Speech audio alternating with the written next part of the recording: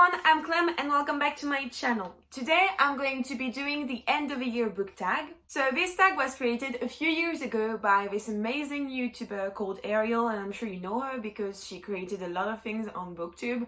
So she created this tag that's very popular, but she's also one of the two girls who created the Book Rush. You know, it's the week-long readathon during the summer where you have to read as many books as possible. So it's this girl, so you see she's pretty awesome. So don't forget to go check her channel on the original tag, or even subscribe to her channel if you aren't already. I will put the link in the description box. So the first question is, are there any books you started this year that you still need to finish? So actually there's not. I've finished all the books I started reading this year, and I'm pretty happy because usually at the end of the year I have one or two books that I started, but I had to put them down or away just to read something else because I had too much work and I never got the time to read them again. But this year I managed to finish and complete all the books I started, so I'm pretty happy with that, and it leaves me enough time to read books before the end of the year because I still need to complete my challenge. I have something like 8 or 7 books missing. I can do it, I know it, so it's good, but I don't have any books to finish. The second question is, do you have an autumnal book to transition into the end of the year?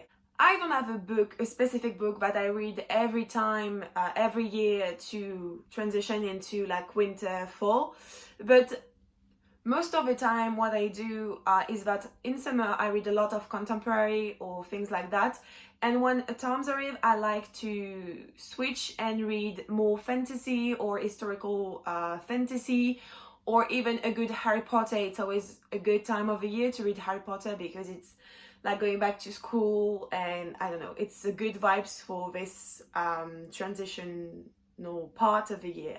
So either a good Harry Potter or a good fantasy, it's always a good way to put me in the mood for winter and fall.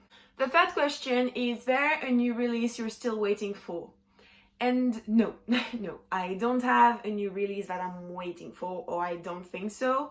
All the books I was expected came out. I haven't read them, but they still came out. But December is pretty calm for me, for the release of the books. So yeah, I'm not waiting on any books. Question 4 is, what are 3 books you want to read before the end of the year? It's funny because last week I just answered a tweet with the 3 books I really wanted to read, so I'm just going to share them with you now. So the first book I really want to read before the end of the year, and that I'm actually going to read next month, is The Cruel Prince by Holly Black. So I'm sure you all know this book because it's really popular lately on Twitter, on BookTube, in the book community. It's a fantasy, and we're following June, and June is going to the fairyland and she's meeting Cardan, and Cardan is like the king of a fairyland or something like that. I don't know very well what's actually happening in this book, but everyone is talking about it, and my 2 best friends read it and they liked it. The last one actually came out a few days ago, so I really need to jump on the train of The Cruel Prince and enjoy it. At least I hope I'm going to enjoy. So yeah, I can't wait to read this book before the end of the year. The second book I really would like to read before the end of the year is Thunderhead by Neal Shusterman. So I've already talked about this in my previous videos because it's a book I really want to read, but I never pick and I never put on my TBR. So I'm going to put it for December, and I'm going to do everything I can to read it because I want to read The Toll, and it's the last book in this trilogy, and I want to be finished with this trilogy, and I actually want to know what's happening next because I really enjoyed the first one. So I think I'm going to enjoy it, and maybe I'm going to have answers to all my questions. So yeah, this really needs to happen before 2020. So I have to start a series before the end of the year, continue a series before the end of the year, and now I have to finish a series before the end of the year because I need to read Rurouni Rising by Leigh Bardugo, and this is the conclusion to the Grisha trilogy, or the Grisha trilogy. I'm sure you all, again, know what it's about, or at least you've heard of it, maybe because it's just got adapted as a TV series, or at least it's currently being adapted as a TV series with an amazing cast. So yeah, this is the conclusion to this very good series that actually I enjoy. Like, there's a lot of things that are wrong and not working well for me in this series, like for instance the character of Mal that I can't stand, but still I really want to read the final chapter in this trilogy.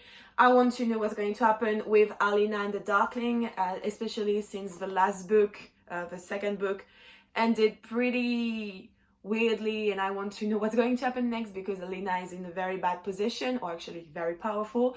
So yeah, I can't wait to see how everything is going to unravel and wrapped also. So yeah, I hope I'm going to be able to read this in December. Question 5, is there a book you think could still shock you and become your fave?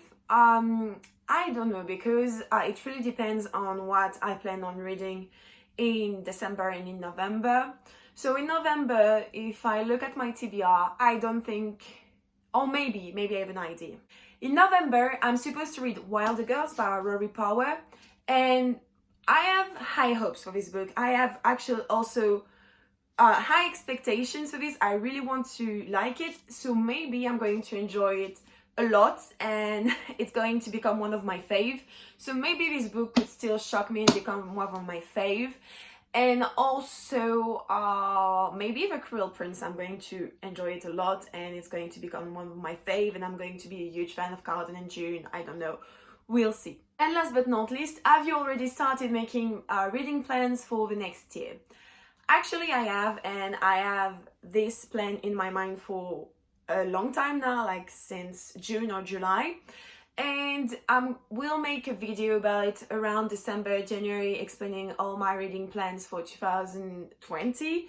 But the only thing I can tell you right now, because it still needs some work, but I'm going to create a sort of, it's not really going to be a board game, but more like points that I'm going to earn if I read certain books, and at the end of the year I will see how many points I have at the end of the year, and I will see if I had a good reading year or no. So it's a bit blurry right now because it's still blurry for me, but I will explain this much more clearer soon in one of my videos, so stay tuned for this. And yeah, that's basically my reading plan for next year, and also to read my books on my shelves because I need to read them.